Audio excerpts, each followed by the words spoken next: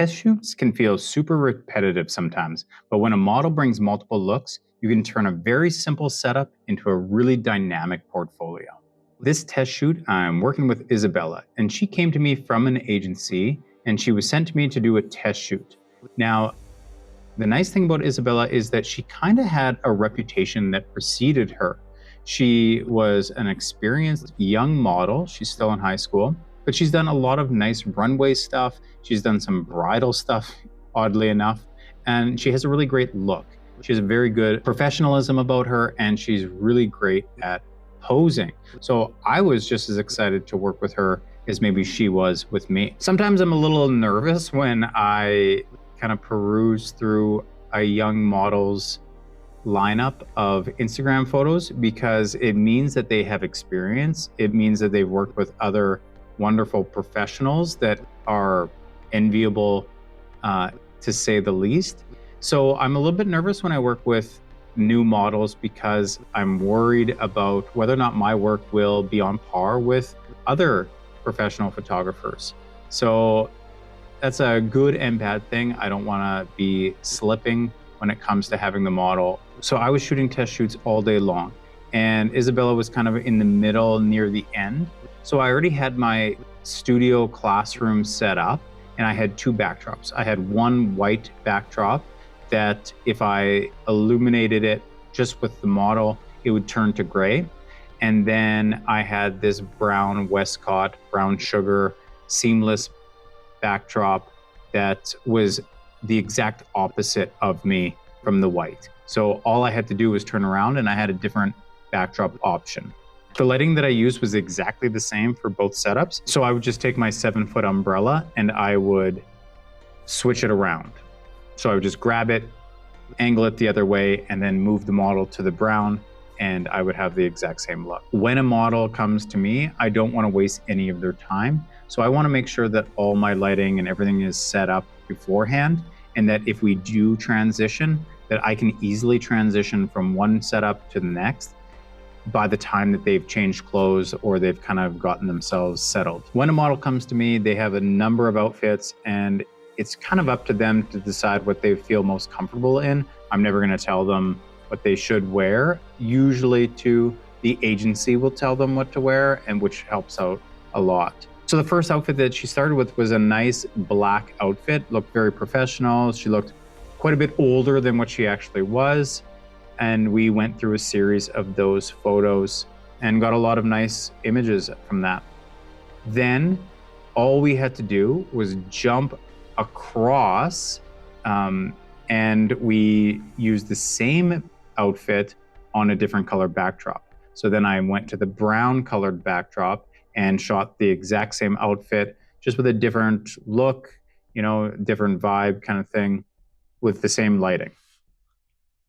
Then we kept the light on that, and all she did was change her outfit. So then she put on a white top. We started with the brown backdrop, made it super easy. By the time she was done changing, I was ready to go.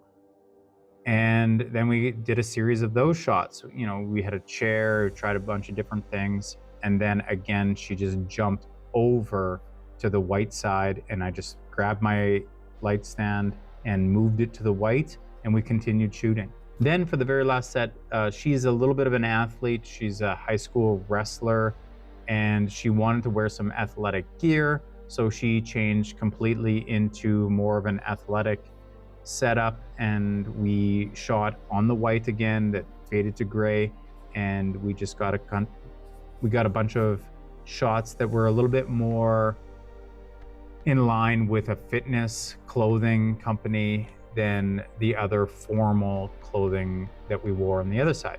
So these really quick transitions from backdrop to backdrop, changing an outfit really quickly without having to do a whole bunch of lighting changes and stuff like that, it worked really efficiently. One funny situation you get into when you're working with models is that Isabella was extremely good at moving and posing and coming up with new poses every time the flash went. And that is great. We fly through photo shoots because she knows her angles, she knows what makes her look good. The only downside is that we have so many photos to cull through, and you're trying to pick which photo to narrow it down to. So that is a testament to how good of a model Isabella was, in the fact that, oh my goodness, how are we gonna narrow these down to a series of photos that are usable? And they were all usable, that's the tough thing. So a couple of things that I took away from this shoot. One, have a couple of backdrops set up if you can, so that you can easily transition between two different looks with the same outfit.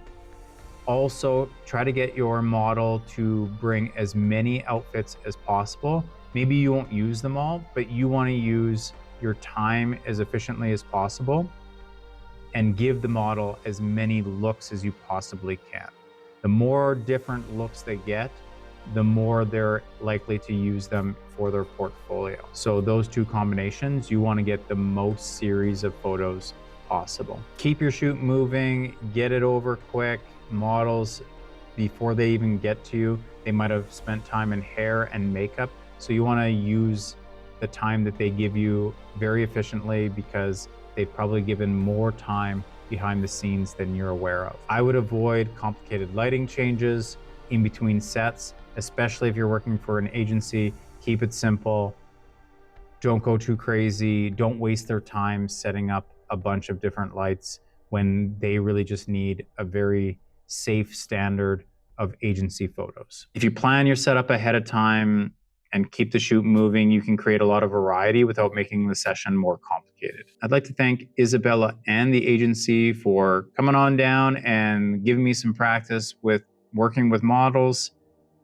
It was a lot of fun. I really enjoyed our conversation. I really enjoy helping young models build their portfolios, especially if they're still in high school. They're really just trying to figure out what their future holds. It's a lot of fun for me. If you're new here, my name is Chris Hartman. I'm a portrait photographer based in Regina, Saskatchewan. I make videos about portrait photography and creative process behind all my shoots. If this interests you, please check out some of my other videos on the channel. Consider liking or subscribing. It helps out a lot. But until next time, have a wonderful week.